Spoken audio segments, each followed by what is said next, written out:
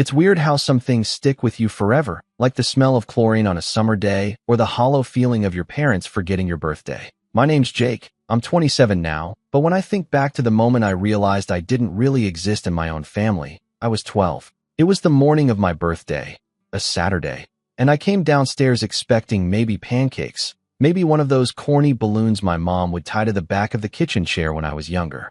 But there was nothing. Not even a happy birthday from either of them.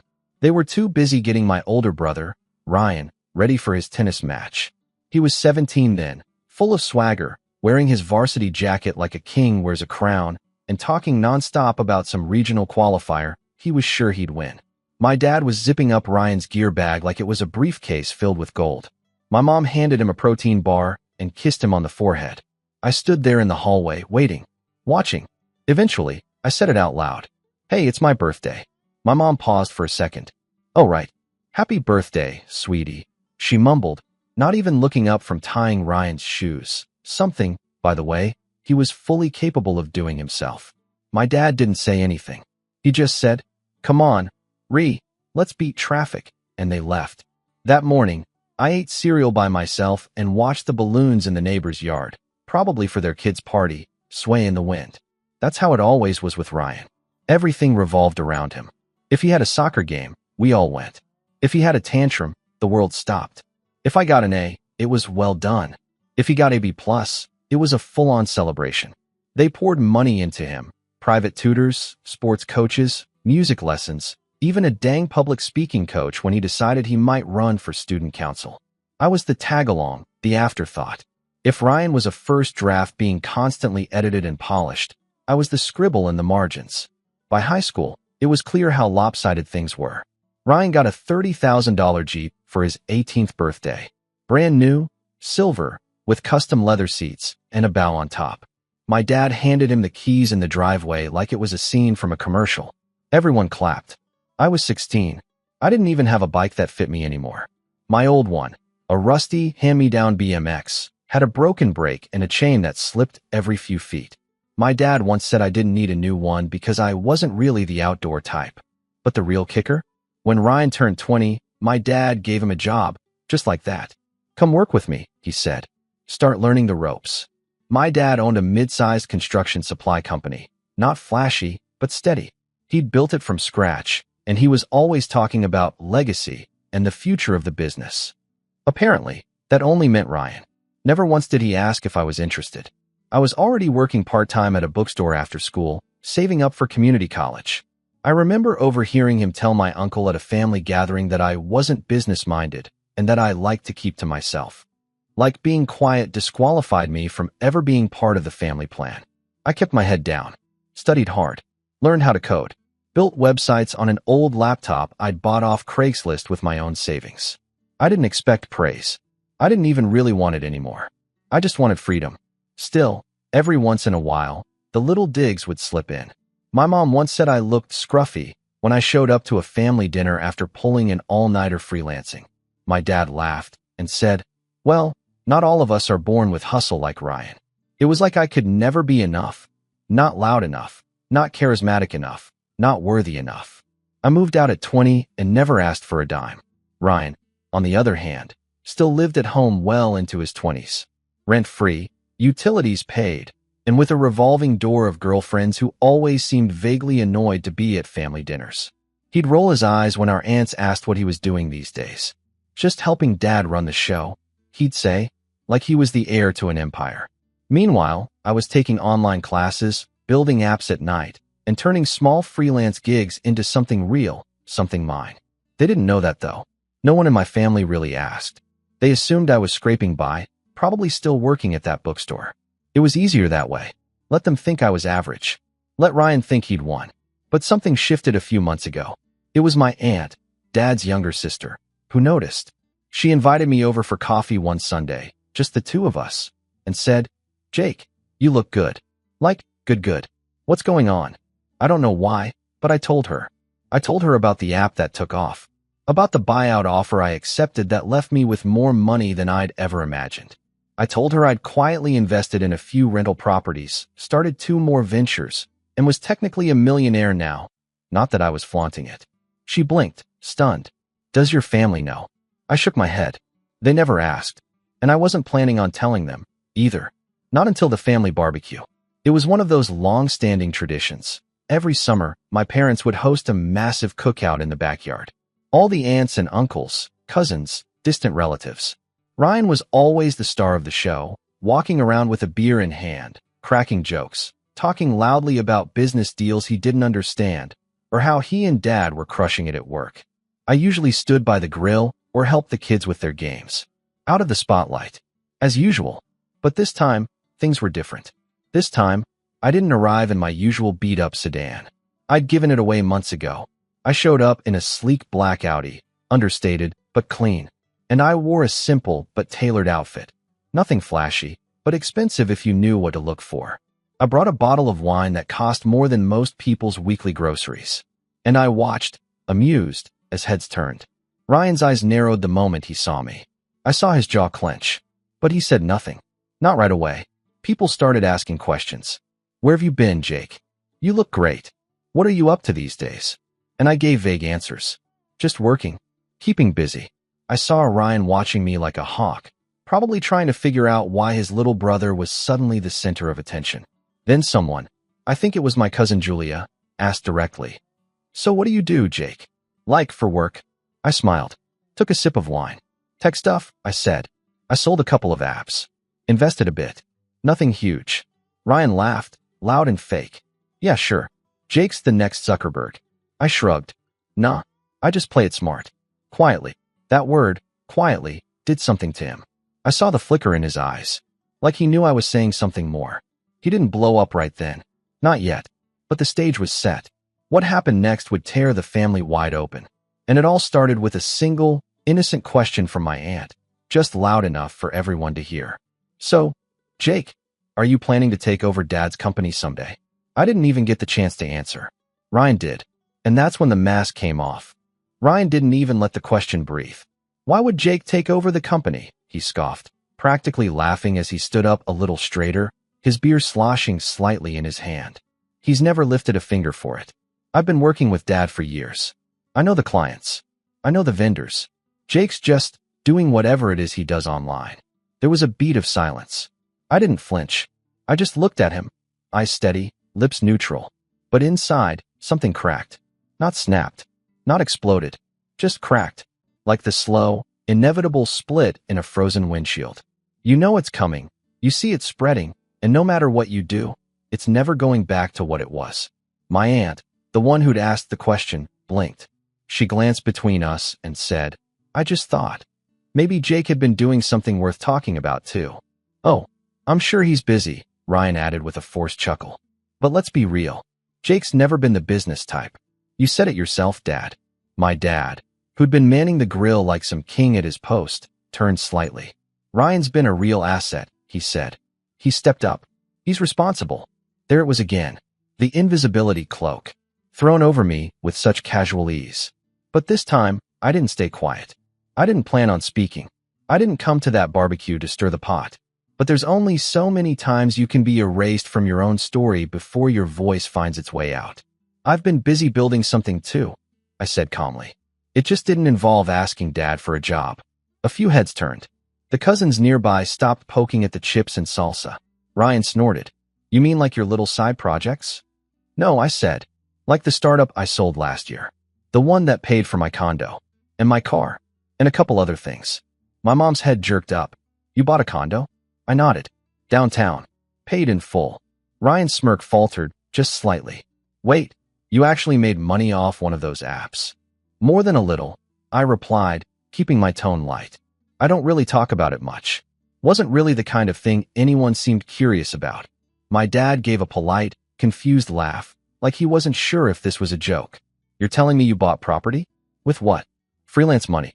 That was the first sting. Not the question itself, but the complete disbelief in his voice. As if I were a child claiming I'd built a spaceship in the backyard. I didn't freelance, I said. I built and sold a software tool that helped small e-commerce shops automate inventory tracking. One of the big retail back-end firms bought it. Then I started a SaaS platform. Now I have 2 small teams and passive income from 3 properties. Ryan's smirk was gone now. He stared at me like I'd grown a second head. You're kidding, he said flatly. Since when? A while now, I replied. There was a long silence. People were looking around. My cousin whispered something to her boyfriend. My aunt, the same one who'd asked, was beaming, clearly enjoying the shift in power. But it wasn't just pride. It was something else. Something calculating. That's when she said it. Loudly. Clearly. Well, if your dad were fair, he'd offer you a stake in the company, Jake. You're the only one who actually built something from scratch. The backyard might as well have frozen over. My dad blinked. My mom looked stunned. Ryan. Ryan turned a deep shade of red. You think I don't work hard? He snapped at her. She raised a brow. You do what your dad tells you. That's not the same thing. My dad stepped in fast, trying to lighten the mood. Okay, let's not turn this into a debate. It's a family party. But the damage was done. Ryan couldn't let it go. Not after that. Not after losing the spotlight in his own kingdom. For the rest of the barbecue, he hovered. Asked weird questions. What kind of car did you say you got again? How much did that wine cost? So, you actually own a company now? He was digging, trying to find cracks, trying to find some way to downplay it. I stayed calm. Polite. I didn't give him the satisfaction of a reaction. That, more than anything, probably drove him crazy. Later that evening, after most of the guests had left and the backyard was quieter, I went inside to grab something from the kitchen. That's when I overheard them. Ryan and my parents.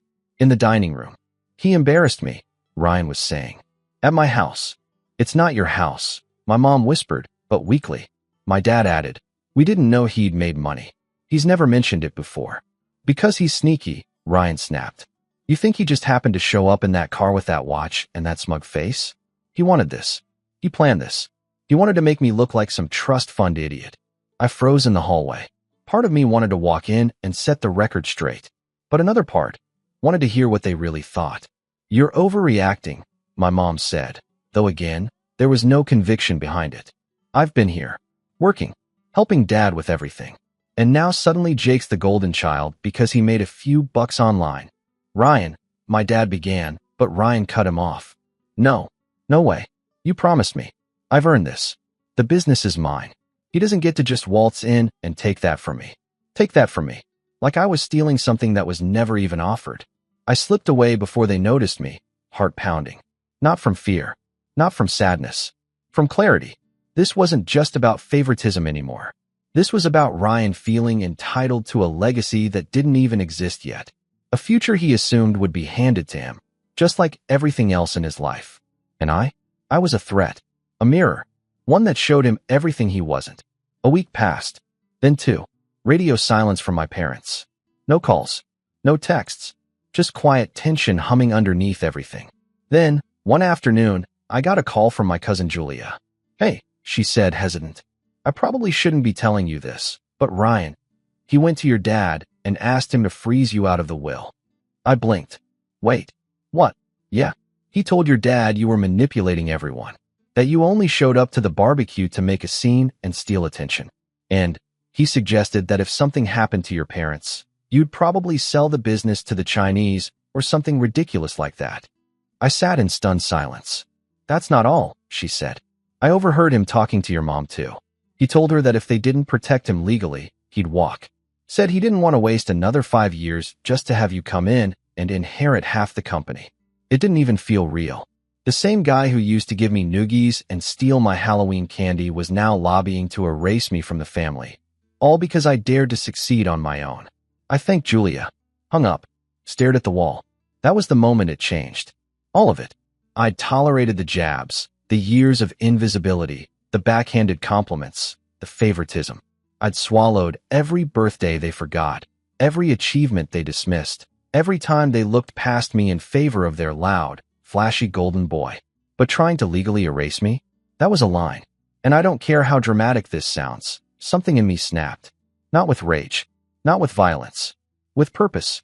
I wasn't going to fight him with words. Or threats. Or drama. No, I was going to do it the same way I'd built everything else in my life. Quietly. Strategically. But I wouldn't be the only one revealing secrets. Because Julia wasn't the only one who'd heard things. My aunt, the one who'd asked the question at the barbecue, had a secret of her own. And she'd been waiting for the right moment to reveal it. All she needed was a spark. And Ryan had just lit the match. I don't know what I expected after that phone call from Julia. Maybe a confrontation. Maybe some kind of denial from my parents. A half-hearted apology. Something. Instead, I got silence. Not the kind that heals. The kind that confirms everything you feared. I waited 3 days before calling my mom. She picked up on the third ring, her voice a little too bright. "Hi, sweetheart." "Hey," I said. I didn't ask how she was. I didn't want small talk. "So, I heard some things," I began. "About Ryan. About the will." There was a pause, then the sound of her exhale. "Jake, we didn't want to upset you. Did you change it?" Another pause. A longer one. "Your father and I have been talking. Ryan's worked very hard at the company. You've made your own way, and we're so proud of you. But the business, it's always been the plan for him." I felt it in my chest. Not a punch. Not a stab. Just that quiet, dull ache that seeps in when a truth you hoped might not be real gets confirmed. "I never asked for the business," I said, trying to keep my voice calm. "I never asked for anything, actually." "I know," she said softly. "You've always been independent. You don't need anything." That was it. That was their logic. I didn't need anything, so I got nothing. Ryan needed, so he got it all, even when he didn't actually earn it. He needed affirmation, attention, money, space. I needed none of those things, apparently. I just existed to clap from the sidelines. I hung up before the conversation could veer into more rationalizations. I wasn't angry in that moment. I was just numb. But the numbness didn't last long. That weekend, I went for a walk. I didn't even know where I was headed. I just started moving. Past rows of brick apartment buildings, little corner cafes, old oak trees shedding their leaves in the wind. I ended up at a park, the kind with peeling paint on the benches, and an old jungle gym that probably hadn't been replaced since the early 2000s. I sat there, hands in my coat pockets, and watched a kid try to climb the monkey bars while his mom stood nearby, cheering him on. He slipped twice, then made it on the third try.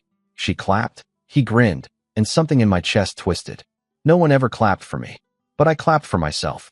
Quietly, in the dark, when I closed my first freelance contract, when I sold my app, when I got the email that the wire transfer had gone through. Every milestone, every win, it was just me. And that's when I realized something that changed everything. I'd been waiting for a family that wasn't coming.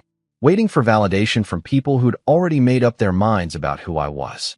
I thought success would earn me a seat at their table, but I never even liked the food they served.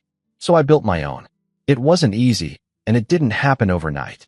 But the moment I stopped looking for their approval, something in me unlocked. I doubled down on my projects. I stopped playing small. I started mentoring young developers, speaking at tech meetups, even joined a small angel investment group. Every time I helped someone else climb a rung I'd once slipped on, it healed a little more of that cracked windshield inside me. And the money? That came in waves. The second SaaS tool I'd built took off like wildfire. A project management integration for remote teams that just happened to launch at the right time. Within 6 months, it was featured in a couple industry newsletters, then picked up by a mid-tier influencer in the startup space. I woke up one morning to over 2,000 new paid users and a flood of emails. That week, I hired a small team. 4 people. Talented, hungry, kind. We built a culture from scratch. No egos. No golden boys. Just people who showed up and gave their best.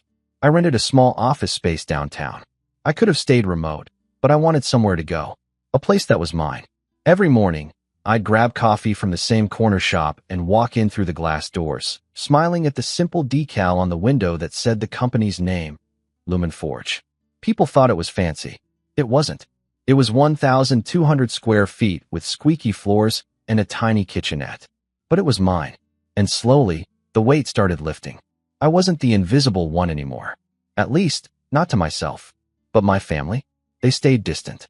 Occasionally, my mom would send a text. "Hope you're doing okay." Or "Saw something on the news about tech layoffs. Are you safe?" I'd reply with a short, "All good. Thanks for checking in." My dad didn't reach out at all. Ryan certainly didn't. I didn't even get an invite to Thanksgiving that year. Julia later told me they assumed I'd be too busy. The funny part? I was busy, but not in the way they thought. I'd taken a solo trip to Kyoto, something I'd dreamed of since I was 16. I hiked the Fushimi Inari Trail at dawn, sipped green tea in a centuries-old temple, and journaled under cherry blossoms even though it was out of season. It didn't matter. I was there, living, breathing, and for the first time, I didn't feel like I had to prove anything to anyone. But the peace didn't last. Not when my aunt called me again, months later, and said, "You might want to sit down." I was in the office, going over some UX revisions when her name popped up. I answered with a casual, "Hey, what's up?" Her voice was tense, controlled. "I know you've been staying out of the drama," she said. "But Ryan's up to something again." I closed my laptop slowly. "Go on." "He's been telling people you exaggerated your success. Said the car was leased. The condo's rented. That the whole thing's some online scam. And," she hesitated, "he's been dropping hints to your dad that maybe you should be investigated." I blinked. Investigated? For fraud? Or something like that. He said there's no way you made that much money that fast. That it has to be shady. I felt the slow burn rise up my neck. Did Dad believe him? There was a pause. He didn't say anything. But he didn't exactly defend you either. I didn't answer. She added, "Look, Jake, I know you've tried to rise above it. But this isn't going away. And honestly, I think it's time." "Time for what?" I asked, though part of me already knew. "For you to know the rest." She paused. Then, in a low voice, said, "Ryan isn't just the golden child. He's not even your dad's only son." I frowned. "What are you talking about?" "I probably shouldn't say more over the phone," she said. "But there's something your parents never told you. Something they've kept from both of you for a long time." My heart started pounding. "Why now?" "Because Ryan's about to cross a line he can't come back from. And I think it's only fair you know why things have always been the way they are." I looked out the office window, at the skyline beyond. Everything felt different. Tilted. "You busy tonight?" she asked. I swallowed. "No." "Good. Come by after 6. I'll have coffee ready." "And Jake?" "Yeah. Bring a notebook." That night, as I drove through quiet city streets toward her house, something in my gut told me that whatever I was about to hear would change everything. Not just how I saw Ryan, or my parents, but myself, who I was, who I'd always been, and why I'd never really stood a chance in that house to begin with. I pulled into her driveway just as the porch light flicked on. She stood in the doorway, waiting, holding something in her hand. A folder, thick, worn, and labeled in my father's handwriting. My full name. "Come in," she said, her face unreadable. "We've got a lot to talk about." When my aunt opened the folder, the first thing I saw was a photo. It was old, the edges curled, the ink slightly faded, but unmistakably my dad. Younger, mid-30s maybe. Next to him, a woman I didn't recognize. Blonde, stylish, smiling wide. In her arms, a baby. My aunt slid the photo across the coffee table. "That's you," she said gently. I blinked. "That's not Mom." "No, it's not." I stared at the photo again, waiting for my brain to catch up. "She's your biological mother." Her name was Natalie, my aunt continued. "Your dad was with her before he met your mom. You were born just a few months before Ryan." "It's complicated." The room was quiet except for the ticking wall clock. "She died when you were a baby. Car accident. Your dad was devastated, but she'd listed him on your birth certificate. When she passed, he took custody without fighting it. Your grandparents on her side weren't in the picture. Your dad met your mom less than a year later, and she agreed to raise you. But I wasn't hers," I whispered. My aunt nodded, and she never let him forget it. I leaned back, heart pounding. "She always blamed Natalie," she said. "Said it was a reminder of your dad's old life. She tried, I think. But when Ryan was born, it was like everything changed. Suddenly, he was the clean slate, the perfect do-over. And you were just the leftover." I didn't speak. I couldn't. It was like hearing a language you understood but never expected to. "All these years," I muttered. "I thought I was just less. Not good enough. But it wasn't that. It wasn't me. It was never me." My aunt reached across the table and rested a hand on mine. "No, Jake. It wasn't." The folder held more. Old court documents. Letters. A tiny hospital bracelet with my name, written in faded marker. My aunt had kept all of it. She told me Natalie had been her friend once, briefly, and she tried to stay connected after the accident. But my mom pushed her out too. Everything to do with the past had to go. I left her house that night in a daze, the folder tucked under my arm like some ancient relic. I didn't cry. Not yet. I just sat in my car for almost an hour, staring at nothing, letting the engine run. By the next morning, I'd made a decision. This wouldn't break me. This would fuel me. If they wanted to erase me from the family, then fine. I'd show them just how dangerous it is to underestimate the person you left behind. not through revenge born of spite, but through one born of cold, deliberate justice. The old me, the one who sought their approval, who played nice, who showed up with polite smiles and harmless wine. He was gone. The man who walked into the Lumen Forge office that Monday morning wasn't just a founder. He was an architect, and he was about to build a reckoning. First, I gathered information, not just about my family, but about my options. I didn't want to destroy their lives. That wasn't the goal, but I did want the truth to have teeth. I wanted Ryan, the golden heir, the entitled manipulator, to feel the weight of accountability for once in his life. I wanted my parents to look at me and see me, not the placeholder, not the quiet disappointment. Me. I started by meeting with a lawyer, a friend of a friend who specialized in family estates and business succession law. I laid everything out for him. The will change, the manipulation, the attempts to discredit me. He leaned back in his chair and steepled his fingers. Do you have any interest in the business itself? No, I said truthfully. I have no desire to be part of it. But I do want to make sure I'm not being cut out illegally. And I want to be protected if Ryan tries to drag my name through the mud. He nodded. Let's get you a copy of the most recent will. You may have legal standing to contest it if your father was manipulated. Over the next few weeks, I built a quiet paper trail. My aunt gave me more background, emails, notes, even a voicemail my mom had left her years ago where she said, "Jake will be fine. He's smart. But Ryan needs this." That was their mantra. I also started digging into the business. Ryan wasn't the genius he pretended to be. In fact, the deeper I looked, the more I realized he'd been bleeding the company, misusing funds, writing off personal expenses. He'd even used the company card to buy a Rolex, the same one he wore to that family barbecue. It was all documented, if you knew where to look. So I hired a private forensic accountant. 2 weeks later, he came back with a folder of his own. And this one was nuclear. Ryan had been shifting company assets into a shell business registered under a friend's name. It was sloppy, arrogant, and likely illegal. If it came to light, my dad's company could be in serious trouble: tax evasion, fraud, even possible charges if they didn't act fast. I sat with the folder in my hands, heart hammering. I finally had it. Proof that the golden child had clay feet. But I wasn't done. I needed one more piece. So I called Julia. "Can you do something for me?" I asked. "Depends," she said cautiously. "Ryan, is he still dating that girl? What's her name?" "Amber?" "Yeah. They're rocky, but still together." "What? Would she talk to you?" Julia laughed. "Absolutely. She hates him." Within days, Julia sent me screenshots. Ryan had been bragging in private texts, to friends, to Amber, to random buddies, about how he was going to lock Jake out of everything and claim the family business outright. He even joked that I'd probably crawl back to them eventually once my little app money ran out. Screenshots, dates, context, everything I needed. With my 3 folders, the birth secret, the financial proof, and the manipulation receipts, I began to plan. But I wouldn't go in guns blazing. No, I wanted a stage, an audience. And the perfect opportunity fell right into my lap. My dad's 60th birthday. He was planning a big party, dinner at a private banquet hall, extended family invited, speeches, slideshow, the works. Ryan was spearheading the whole thing, of course.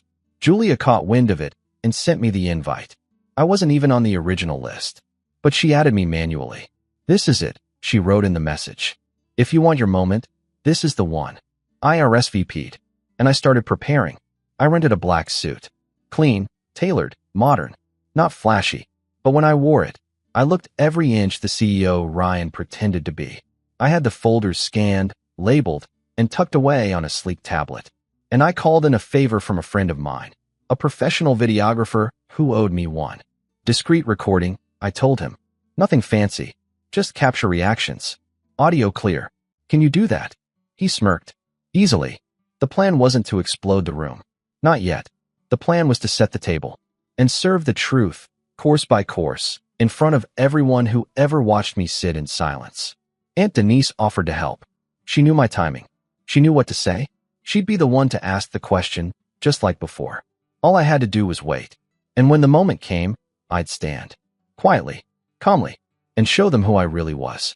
The forgotten son, the silent heir, and the one holding the receipts. But that moment, that exact second when everything started to unravel, you're not going to believe how it happened. Because Ryan, in his arrogance, in his need to dominate every room, couldn't help himself. He forced the moment. And when he did, I walked right through the door he didn't even realize he'd opened. I showed up to the party 15 minutes early. The banquet hall was polished to perfection. Navy tablecloths, gold-trimmed menus, the faint scent of citrus cleaner still lingering in the air. A slideshow of my dad's life played on a massive screen near the stage. His high school photos, his wedding day, Ryan holding a Little League trophy. There wasn't a single picture of me. Not one. I didn't feel angry. I didn't feel bitter. Not anymore. I felt ready. I found my table. Back row, near the wall, of course, and took a slow breath. I glanced over my shoulder toward the entrance, just in time to see Ryan strutting in like he owned the place. Amber clung to his arm with a bored expression, her hair perfectly curled, her lips pressed into a polite smile. Ryan was wearing that same Rolex, the same one he'd bought with company money. I watched as people greeted him like he was royalty. Backslaps, handshakes, laughs. He soaked it up, eyes darting from table to table, already scanning for someone to impress. He didn't notice me. Not yet. But he would. The room filled quickly. Relatives I hadn't seen in years. Old family friends. Former coworkers. Even a few clients from my dad's company, judging by the branded folders on one of the front tables. And then, finally, my parents arrived. My dad walked into a small wave of applause. His salt and pepper hair neatly combed, a tailored blazer sitting stiffly on his shoulders. He waved, grinned, looked around the room. When he saw me, something flickered across his face. Surprise. Then uncertainty. My mom whispered something to him, her eyes narrowing. I held their gaze. Didn't smile. Didn't blink. Let them wonder. The evening moved fast after that. Dinner was served. Speeches were made. Ryan gave a glowing introduction, talking about legacy and vision, and how proud he was to follow in his father's footsteps. The crowd nodded along. Polite applause. Then came the open mic. And that's when Aunt Denise stood up. She didn't grab the mic right away. She just raised a glass and cleared her throat. I've known John, she gestured to my dad, since we were kids. I remember the day he brought Jake home. A tiny thing, barely a year old. Scared, quiet, but smart. Always watching. People turned. Heads tilted. My dad's jaw clenched. My aunt smiled gently. And I remember thinking, he's going to be the one who surprises us all someday. There was an awkward pause. My mom shifted in her seat. Ryan gave a little laugh, trying to wave it off. Anyway, she continued, tonight's about family. And family, to me, isn't about blood or noise or flash. It's about integrity.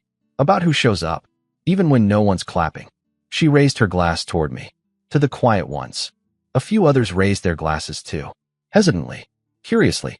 And then it happened. Ryan stood. Okay, he said, laughing tightly. Let's not make this weird. I mean, we all know Jake's doing great for himself, right? I mean, what was it? An app? A YouTube channel? Dropshipping? A few scattered laughs. Mostly from the younger cousins who didn't know better. I stayed seated. Actually, I said, calmly, I'd like to say a few words. Every eye turned. I walked to the front, tablet in hand, suit perfectly pressed, expression unreadable. Ryan sat back down slowly, arms crossed. I took the mic. Thanks, everyone. I wasn't planning to speak tonight, but I guess I should have known I'd eventually have to. I paused, looking at my parents. I've spent a long time being quiet, being careful, staying in the background. And for a while, I thought maybe that was just who I was. The invisible kid. The one who didn't need anything. The one who wouldn't be missed. People shifted in their chairs. My mom stared at the tablecloth. My dad looked away. But I've learned a lot in the last few years. About who I am, where I come from, and why things have always felt different. I tapped the tablet. Behind me, the projector screen changed. Gone was the slideshow of Ryan and my dad. In its place, the scanned photo. My dad. Natalie. Me in her arms. There was an audible gasp. My mother's head snapped up. My father turned pale. Ryan muttered, "What the?" "This," I said, gesturing to the image, "is my beginning. A truth I only recently discovered. My biological mother. Natalie.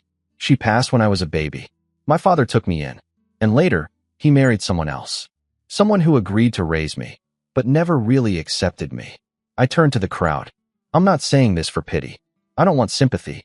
I just want to make something very clear. My silence wasn't ignorance. It was restraint. I tapped the tablet again. New slide. Screenshots. The ones from Amber. Ryan's texts. His plan to remove me from the will. His mockery. His bragging. The room was dead silent. Then another slide. Accounting records. Shell company transactions. The Rolex invoice. This, I said, my voice still calm, is what happens when entitlement goes unchecked. When someone assumes they're untouchable. Ryan shot to his feet. You planned this? You psycho. Sit down, I said without looking at him. The room froze. And to my astonishment, he sat. This isn't revenge, I continued. This is exposure. Transparency. I don't want the company. I don't want the house. I don't even want your approval. I've built my own life, from scratch. Without handouts. Without shortcuts. I looked directly at my father. But if you think I'm going to let someone smear my name, cut me out, and launder money through a family business while hiding behind a legacy I was never even allowed to be part of, you're wrong. I turned back to the crowd. I've already filed a report with the IRS. With the evidence I've submitted, there will be an investigation. Possibly charges. I've also hired legal counsel to contest any changes made to the family while under coercion or fraud. My dad finally stood. Jake, we can talk about this. No, I said. We can't. Not anymore. You made your choices. All of you did. I turned to my mother. She looked small. For once, unsure. I used to wonder why you hated me. Why nothing I did was ever enough. Now I know. And honestly, I don't need to carry that weight anymore. Finally, I turned to Ryan. He looked hollow. Rage and fear mixed behind his eyes. You always needed the spotlight, Ryan. You needed to be the best. The heir. The king. But kings fall.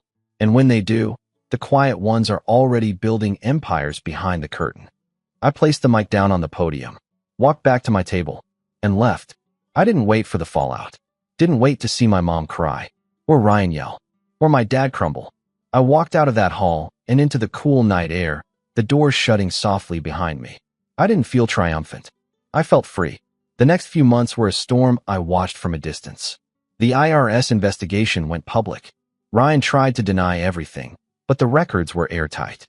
The shell company was traced. The funds were misappropriated. My dad's business took a hit. Fast. Clients pulled out. Reputations collapsed.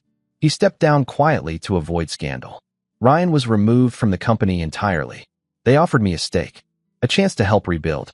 I declined. Instead, I sent a quiet donation to a scholarship fund in Natalie's name, the mother I never knew, but whose love I could now feel in the gaps between every cold memory. My aunt stayed close. So did Julia. So did a few cousins who reached out after the dust settled, apologizing for not seeing things sooner. Ryan disappeared for a while. Word got around that he'd moved states, tried to start fresh. My parents, well, I haven't heard from them. And I don't need to. Lumen Forge is thriving. My team has grown. We moved into a bigger space. One with sunlight and plants and laughter. Sometimes I walk in and just stand at the entrance for a moment, watching it all, knowing I built it. Not for revenge, not for approval, but for me. Because sometimes, the best revenge isn't about destruction. It's about creation. About becoming so untouchable, so undeniable, that those who once dismissed you have no choice but to watch from the outside. And the best part? They can't take any of it away. Not anymore. Not ever again. I was never the invisible one. They just didn't know where to look.